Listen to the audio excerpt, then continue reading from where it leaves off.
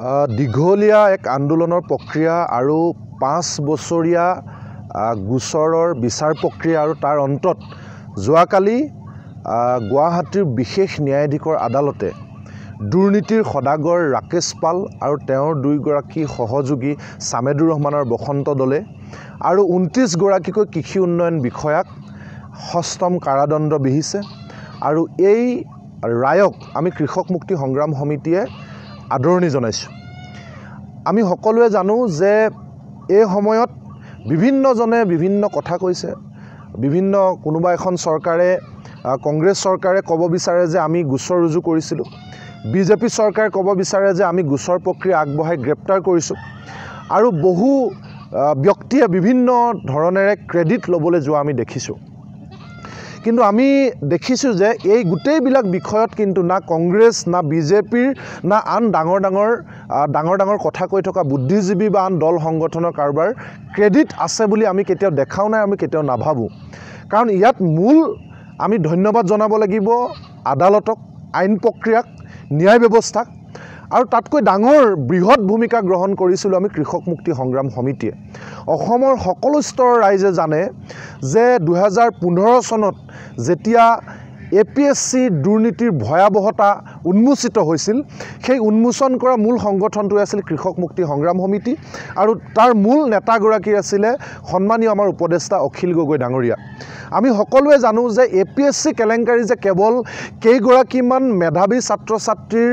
ভৱিষ্যতক লৈ, তেওঁলোকৰ শিক্ষা জীৱনক লৈ তেওঁলোকক কৰা অন্যায় নাছিল। APSC কেলেংকাৰীৰ জৰিয়তে যে একাংশ অদক্ষ, অযোগ্য, অকৰ্মণ্য ব্যক্তিয়ে কেৱল ৰাজনৈতিক নেতাসকলৰ ছত্ৰছায়াত বা ৰাজনৈতিক নেতাসকলৰ পুত্ৰ কন্যা অঙহী বঙহী বা ব্যাগুম জাতীয় সংগঠনৰ নেতাৰ অঙহী বঙহী বা একাংশ সাংবাদিকৰ অঙহী বঙহীক যে অযোগ্যতাৰ ভিত্তিটো তেওঁলোকক যে কেৱল ক্ষমতাৰ অপব্যৱহাৰ কৰি ধনৰ বিনিময়ত চাকৰি দিয়াৰ ফলত অসমৰ প্ৰশাসনিক ব্যৱস্থাটোৰ যে বিভিন্ন পদবীত, সেয়া DSP হওক, সেয়া চাৰ্কুল অফিচাৰ হওক বা কৃষি উন্নয়ন বিষয়া হওক, আন প্ৰশাসনীয় পদবীবিলাকত এই অযোগ্য মানুহবিলাকক নিযুক্তি দি গোটেই যে প্ৰশাসন ব্যৱস্থাটো কুঙা কৰি পেলাইছিল, ভয়াৱহ সমাজখনলৈ এটা যে ভয়াৱহ এটা যে পৰিস্থিতিৰ সৃষ্টি হ'ব, অযোগ্য মানুহৰ দ্বাৰা যে গোটেই প্ৰশাসনটো চলাবলৈ দিয়া হৈছে, ইয়াৰ জৰিয়তে যে সামাজিক সকলো স্তৰতে প্ৰভাৱ পৰিব, আমাৰ সমাজখন যে ভয়াৱহ দুৰ্নীতিলৈ পৰ্যবেক্ষিত হ'ব, আমাৰ সমাজখন যে চলাব নোৱাৰা একাংশ মানুহে কেনেকুৱা এটা ভয়াৱহ অকমন্য অৱস্থা এটালৈ লৈ যাব, তাক সমাজৰ শেষৰজন মানুহলৈকে সজাগতা সৃষ্টি কৰি APSC দুৰ্নীতি যে ভয়াৱহ দুৰ্নীতি, ইয়াৰ জৰিয়তে সকলো মানুহৰ মাজত যে প্ৰভাৱ পৰিব, এই গোটেই কথাটো সৰলীকৰণভাৱে মানুহৰ মাজলৈ লৈ যোৱা ব্যক্তিগৰাকী আছিল অখিল গগৈ ডাঙৰীয়া। আৰু এই সজাগতা সৃষ্টি কৰি সামগ্ৰিকভাৱে গণ আন্দোলন, ৰাজপথৰ ভয়াৱহ আন্দোলনলৈ পৰ্যবেক্ষিত কৰি সেই সময় কংগ্ৰেছ চৰকাৰক গোচৰ ৰুজু কৰি ইয়াৰ বিচাৰ প্ৰক্ৰিয়া আগবঢ়াই নিবৰ কাৰণে বাধ্য কৰোৱা সংগঠনটো আছিল কৃষক মুক্তি সংগ্ৰাম সমিতি। আমি সেই সময়ত দেখিছিলোঁ যে অখিল গগৈ ডাঙৰীয়াই অনশন কৰিছিল, অনশনস্থলীৰ পৰা চুচৰাই লৈ যোৱা হৈছিল, বাৰে বাৰে তেওঁ কাৰাগাৰলৈ নিক্ষেপ কৰা হৈছিল। আমাৰ শদিয়াৰ পৰা ধুবুৰীলৈকে কৃষক কৰ্মীসকলে আহি গুৱাহাটীৰ ৰাজপথ কপোৱা আন্দোলন কৰিছিল আৰু ইয়াৰ বিনিময়ত আচলতে এক গণজাগৰণ সৃষ্টি হৈছিল আৰু APSC আন্দোলনে অসমীয়া সমাজ জীৱনত স্থান পাইছিল আৰু সকলো ৰাইজে সকলোৱে একেমুখে যেতিয়া কৈছিল যে APSC সদাগৰ ৰাকেশ পাল আৰু তেওঁৰ সহযোগীসকলক আৰু এই অদক্ষ ৰাজনৈতিক ক্ষমতাৰে বলিয়ান হৈ অযোগ্য টকাৰ লেনদেন কৰি চাকৰি লোৱা অদক্ষ বিষয়াসকলক কাৰাগাৰলৈ নিক্ষেপ কৰিব লাগে, সেই সজাগতা সৃষ্টিৰ পিছতে গোচৰ ৰুজু হৈছিল, বিচাৰ প্ৰক্ৰিয়া হৈছিল। আৰু আমাৰ মনত পৰে যে সেই সময়ত এই কংগ্ৰেছ চৰকাৰৰ দিনৰ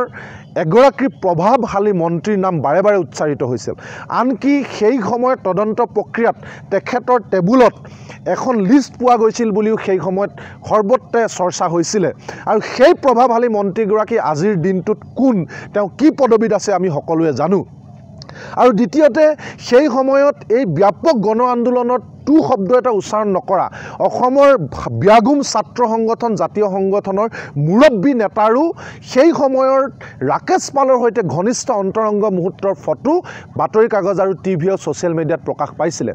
আমি এয়াও জানো যে সেই সময়ত অসমৰ বহু জাতীয় ছাত্ৰ সংগঠনৰ, বহু বিৰোধী ৰাজনৈতিক দলৰ কোটা আছে বুলিও আমি শুনিছিলোঁ যে কোটা আছে, প্ৰত্যেকটো এপইণ্টমেণ্টত তেওঁলোকৰ কোটা থাকে আৰু তেওঁলোকৰ নিজৰ মন পচন্দৰ মানুহক ৰাকেশ পালে নিযুক্তি দিয়ে। এইবিলাক কথা কথাও আমি শুনিছিলোঁ কিন্তু সেইবিলাক মানুহে নিজক তেওঁলোক যে নিৰ্দোষী তেওঁলোক যে স্বচ্ছ সেই অভিযুক্ত জাতীয় সংগঠনৰ ব্যাগুম সংগঠনৰ বা বিৰোধী ৰাজনৈতিক নেতাসকলে যে এই দুৰ্নীতিৰ লগত জড়িত নাই তাক প্ৰমাণ কৰিবৰ কাৰণে তেওঁলোকে কিন্তু কোনোদিন আন্দোলনতো অংশগ্ৰহণ কৰা নাছিল তেওঁলোকে এই কেলেংকাৰীৰ বিৰুদ্ধে টু শব্দ এটাও কোৱা নাছিলে আৰু আনকি সেই সময়ৰ বিৰোধী বিজেপিয়েও কোনো নেতাই কিন্তু এপিএছচি আন্দোলনত অংশগ্ৰহণ কৰা নাছিলে সেই সময়ত একমাত্ৰ কেৱল কৃষক মুক্তি সংগ্ৰাম সমিতিয়ে এই আন্দোলনক সমাজৰ সৰ্বতো প্ৰকাৰে সকলো শ্ৰেণীৰ মানুহৰ মাজলৈকে লৈ গৈছিল আৰু সকলো মানুহকে সজাগতা সৃষ্টি কৰি এপিএছচি আন্দোলনৰ বিৰুদ্ধে ব্যাপক গণসংগ্ৰাম গঢ়ি তুলিছিল আৰু সেই সময়ত আটাইতকৈ নিৰ্যাতিত ব্যক্তিগৰাকী আছিল আন্দোলনজীৱী বুলি সহা ব্যক্তিগৰাকী আছিল আন্দোলনৰ বাদে একো চিনি নাপায় বুলি কোৱা বিভিন্ন ধৰণে তুচ্ছ তাচ্ছিল্য কৰা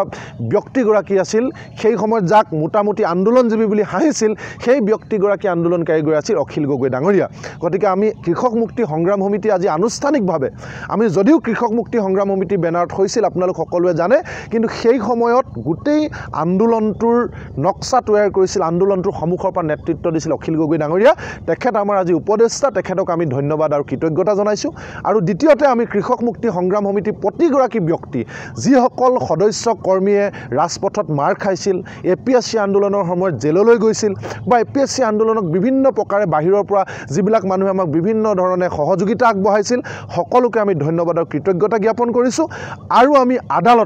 আদালতে যে এটা এক্সাম্পল ছেট কৰি এই ধৰণে দুৰ্নীতিগ্ৰস্ত মানুহ আজিৰ দিনটোতো যিবিলাকে ৰাজনৈতিক ক্ষমতা অপব্যৱহাৰ কৰি দুৰ্নীতি